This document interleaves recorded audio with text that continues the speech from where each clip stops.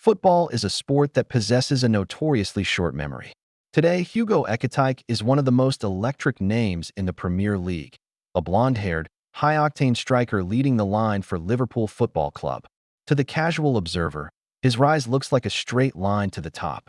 But look closer, and you'll see a career defined by near collapses and high-stakes gambles.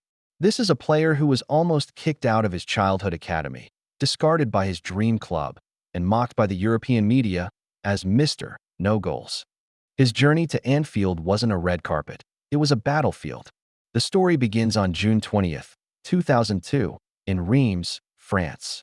Born to a Cameroonian father and a French mother, Hugo was a local prodigy from day one. At his first club, Cormontreuil FC, he was a statistical anomaly. He scored with such frightening frequency at youth tournaments that the coaching staff literally lost count of the tally. His favorite target? The region's powerhouse, Stade de Reims. He scored against them so often that their academy staff eventually realized the only way to stop him was to sign him. However, the transition to a professional academy wasn't the fairy tale everyone expected. Inside the walls of Stade de Reims, the prodigy tag began to slip. Hugo struggled. He wasn't the star. He was a fringe player doing just enough to survive.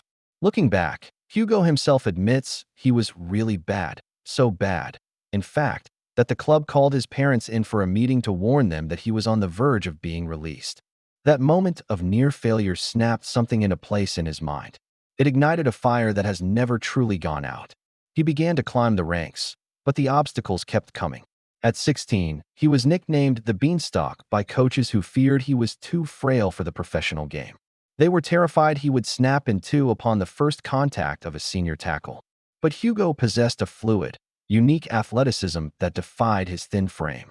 He hit the gym, built his upper body, and forced his way into the senior team's plans. Just as he was set to debut in 2020, the world stopped due to the COVID-19 pandemic. Delayed but not defeated, he finally made his debut months later, but he quickly realized that sitting on a bench wouldn't make him a star. He took an uncanny gamble, moving on loan to Villa in the Danish top flight. In a bizarre twist of fate, he was nearly deported at the Copenhagen airport due to travel restrictions, only to be saved by a high-ranking army officer who happened to be a football fan. That loan spell wasn't a statistical revolution, but it gave him the physical grit he needed to return to France and explode. The 2021-22 season was his breakout. Despite being labeled the fourth-choice striker at Reims, injuries gave him a window, and he smashed it open. He became the top-scoring U20 player in Europe's top 5 leagues, bagging goals against giants like Lyon and Marseille.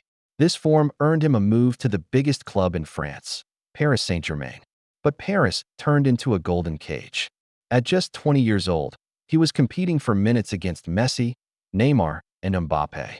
While he showed flashes of brilliance when Messi was sidelined, he was eventually banished to the shadow realm. Under coach Luis Enrique, Hugo was excluded from the Champions League squad and frozen out of first-team training. PSG seemed perfectly content to let one of France's brightest talents rot on the bench. When he finally escaped to Eintracht Frankfurt in early 2024, he arrived physically broken. Months of inactivity at PSG had destroyed his match fitness.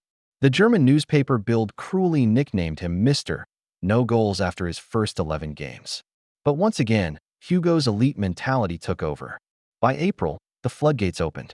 He scored in 3 consecutive games against Augsburg, Bayern Munich, and Leverkusen. He finished the season as a hero, leading Frankfurt to a Champions League spot and proving he could lead a line even after his strike partner, Omar Marmoush, departed for Manchester City. This resilience set the stage for the ultimate gamble, Liverpool. While Newcastle offered him a guaranteed starting spot, Hugo chose the pressure of Anfield. He joined for €90 million, arriving at the same time as the €135 million superstar Alexander Isak. Many saw Hugo as the most expensive backup in history, but Hugo saw an opportunity. While Isak struggled for fitness after a summer of protesting his move, Hugo arrived sharp and hungry. He scored a screamer on his debut in the Community Shield. He followed it up with the first goal of the Premier League season against Bournemouth. He haunted Newcastle with a clinical finish and downed Everton in the Merseyside derby. Even a stupid red card for a shirt removal celebration couldn't derail his momentum. After dyeing his hair blonde, going Super Saiyan. He took his game to another level, dismantling Newcastle again at Anfield and taking his tally to 15 goals and 4 assists in just 33 games.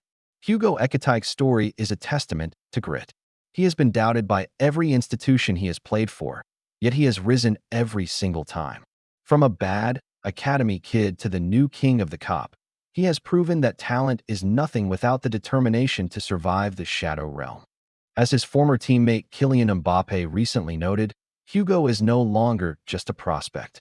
He is a superstar in his own right.